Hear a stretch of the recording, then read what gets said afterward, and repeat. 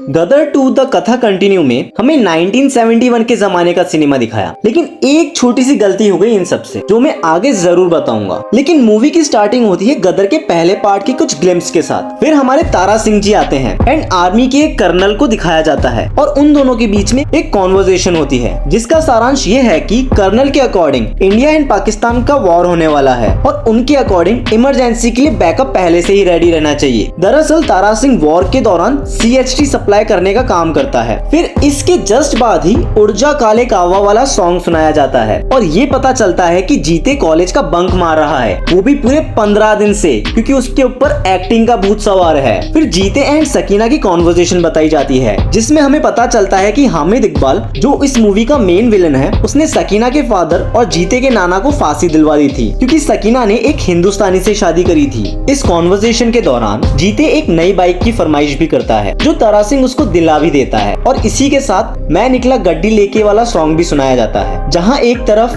खुशियां बांटी जा रही थी, वहीं दूसरी ओर जंग छिड़ जाती है और अब देश को तारा सिंह की जरूरत है। तो तारा सिंह एंड उसकी टीम CHT लेकर वॉर लोकेशन पर जाते हैं और इस दौरान हमारे बहुत जवान घायल हो जाते हैं और इस दिन से तारा सिंह भी मिस हो जाता है, जिस बात को लेकर सकीना बहुत परेशान हो जाती है और जीते से उसकी माँ की ये हालत नहीं देखी जाती। तो अब वो चुपके से पाकिस्तान चला जाता है उसके पापा को वापस लाने के लिए। लेकिन वो जैसे ही पाकिस्तान पहुंचता है, एक ISI एजेंट को उसके ऊपर शक हो जाता है, लेकिन उसके पकड़ने से पहले ही जीते वहां से चला जाता है। अपने पापा को ढूंढते हुए जीते की मुलाकात मुस्कान से होती है, जो जीते की बहुत मदद करती है और मुस्कान के घर के जस्ट पास की जेल में हिंदुस्तानियों को कैदी बनाकर रखा भी जाता है। जीते जैसे तैसे उस जेल तक पहुंचता है और ढूंढते हुए उसको पता चलता है कि तारा सिंह तो पाकिस्तान आया ही नहीं। अगर तारा सिंह पाकिस्तान नहीं आया, हिंदुस्तान में नहीं है, तो आखिर तारा सिंह है कहाँ? लेकिन अभी जीते के ऊपर एक और बड़ी मुसीबत आने वाली थी। जीते को ढूंढते हुए वो ISI एजेंट मुस्कान को पकड़ लेता है और जीते के भागने से पहले ही उसको भी पकड़ लेता है और हामिद इकबाल के सामने पेश कर देता है। और हामिद इकबाल को जैसे ही पता चलता है कि जीते तारा सिंह का बेटा है, वो उसको बहुत टॉर्चर करता है और पूरी पाकिस्तान जनता के सामने तोप से बांधकर जान से मारने की कोशिश करता है। लेकिन इतने में ही एंट्री होती है भारत के गदर शेर तारा सिंह की।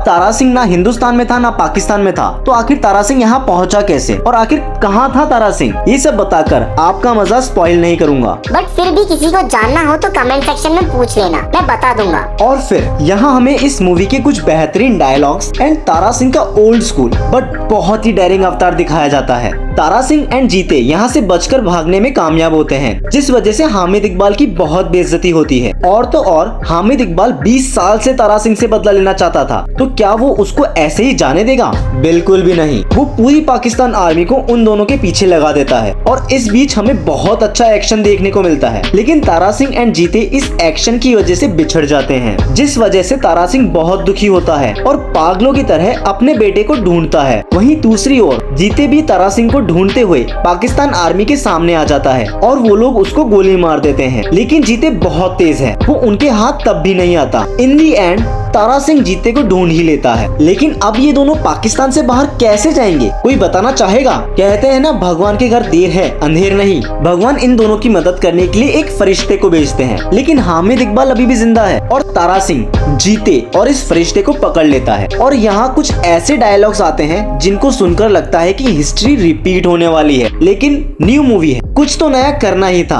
हामिद इकबाल तारा सिंह को हिंदुस्तान मुर्दाबाद के नारे लगाने के लिए बोलता है। अब आगे क्या होगा वो जानने के लिए मूवी देखनी पड़ेगी, लेकिन मैं बता दूं कि आप लोग जैसा सोच रहे हो वैसा कुछ भी नहीं होने वाला। फिर हामिद इकबाल एक छोटी सी गलती कर देता है, जो किसी भी पाकिस्तानी को नहीं करनी चाहिए जब उसके सामने कोई हिंदुस्तानी खड़ा हो, एक हिंदुस्तानी को गुस्सा दिलाने की गलती। और फिर जो होता है वो मुझे बताने की जरूरत नहीं। एक अकेला तारा सिंह ना जाने कितने पाकिस्तानियों को पटक पटक कर भगा भगा कर मारता है और बड़ी ही चालाकी से उनको अपने पीछे पीछे हिंदुस्तान बॉर्डर भी क्रॉस करवा लेता है। फिर इंडियन आर्मी पाकिस्तानियों को घेर लेती है और यहाँ एक छोटा सा सोशल मैसेज देते हुए हामिद इकबाल को मार दिया जाता है। लेकिन हमारे हीरो तारा सिंह या उसके बेटे जीते के हाथों नहीं, इस टाइम पास विलन को कोई और ही मारता है। अब वो कौन है वो तो मैं कमेंट सेक्शन में ही बता पाऊंगा। लेकिन जैसा कि मैंने प्रॉमिस किया था कि गदर 2 में एक बहुत बड़ी गड़बड़ हुई है, वो ये कि इस मूवी के 3 सीन्स ऐसे हैं जो देखने में हजम नहीं होते। एक सीन में जीते हामिद इकबाल को बोलता है कि आप नमाज पढ़ने जा रहे हो तो अल्लाह से मांगना कि मेरा पापा यहाँ ना आए। यहाँ जीते हामिद को आप बोलकर बात करता है, लेकिन थोड़ी ही देर बाद एक सीन में जीते हामिद इकबाल के मुंह पर थूक कर चला जाता है। तो रिस्पेक्ट एंड डिसरिस्पेक्ट का एक प्रॉपर कॉम्बिनेशन यहाँ नहीं बैठता। और अगर आप मूवी में 1971 का सिनेमा दिखा रहे हो तो मुझे बिल्कुल नहीं लगता कि उस जमाने में मार्शल आर्ट्स का यूज बॉलीवुड में होता था। लेकिन इस मूवी में जीते को मार्शल आर्ट्स करते हुए दिखाया है, जो इस मूवी के बाकी एक्शन सीन्स को इस मूवी से अलग कर देता है।